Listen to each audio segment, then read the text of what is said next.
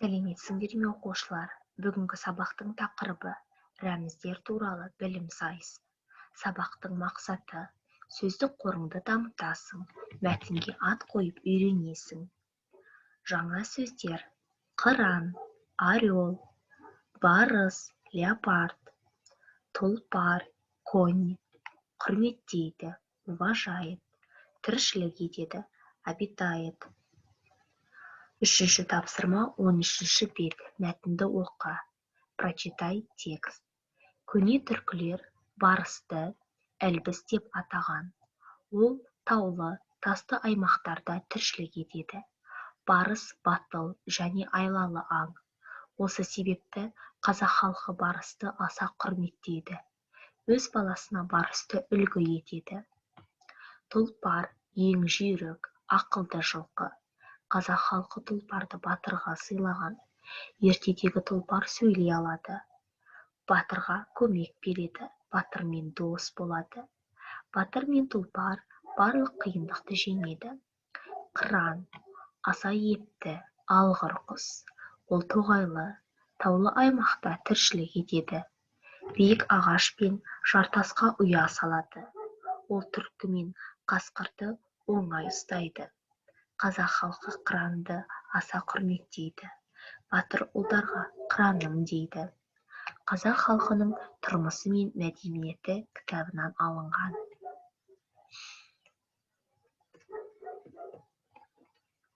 Төртінші тапсырма 14-ші бет. Сұрақтарға жауап бер. Ответьте на вопросы. Барыс қандай аң? Қандай құс биік ағаш пен жартасқа ұя салады? Қазақ халқы тұлпарды кімге сыйлаған? Барыс қандай жерде тіршілік етеді? Қыран қандай аңдарды ұстайды? Ертедегі тұлпар не істейді? Тапсырмалар бойынша дескрипторға назар аударайық. Мәтінді түсінеді 1 ұпай. Сұраққа толық жауап береді 3 ұпай. Жазу сауаттылығын сақтайды 1 ұпай. 5-ші тапсырма 14-ші бет. Сөздерге қосымша жалға. Прибавьте нужные окончания. Үлгіге қарап отырып, сөздерге қосымшаны жалғаймыз. Мысалы, батыр, батырлар. Халық, халықтар.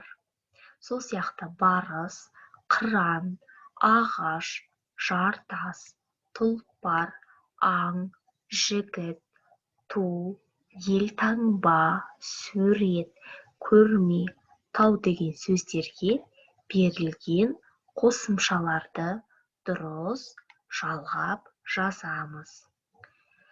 Тапсырма бойынша дескрипторға назар аударайық.